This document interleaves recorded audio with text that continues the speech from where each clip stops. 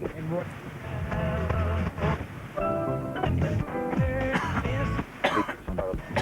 8 AM and here's the news. Trouble in the Middle East is escalating with the Iran-Iraq conflict. US forces have been deployed and now account for the biggest build-up of men and equipment since the Gulf War. Britain has also deployed its own expeditionary force of 10,000 men. The first of these should be reaching the war zone within the next 3 days.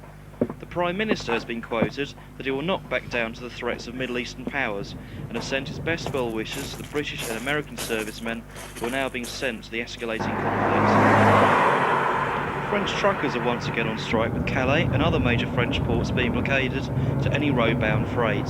This has left many British lorry drivers stranded in many of the ports, where they are facing delays of up to 10 hours. The French lorry drivers have been handing out leaflets to their stranded British counterparts, explaining the situation, but this has done little to calm the mood. The French lorry unions have met with their employers, but there seems to be no end in sight to the deadlock. All British drivers can do is to sit fast and hope for the best. The homeless situation is growing worse in Britain, with more and more of the nation's youth finding themselves falling in hard times and on the streets. This winter will see a record amount of people homeless, and a number of deaths are expected.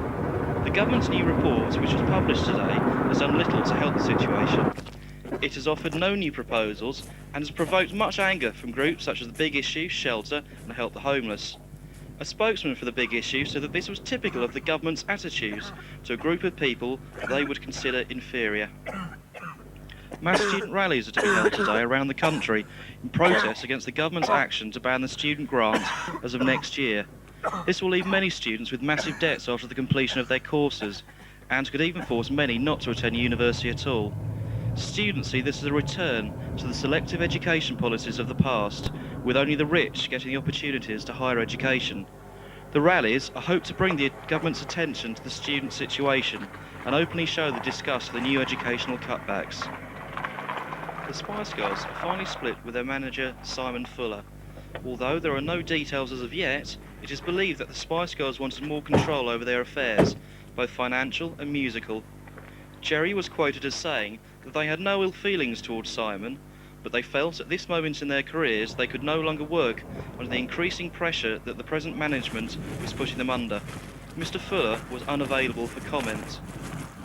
And finally, the illegal trade of human donor parts is on the increase, with human organs on the black market reaching up to £50,000 each. This type of crime has left police baffled and with little to go on.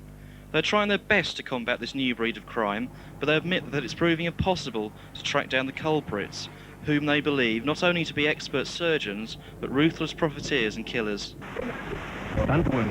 Maybe.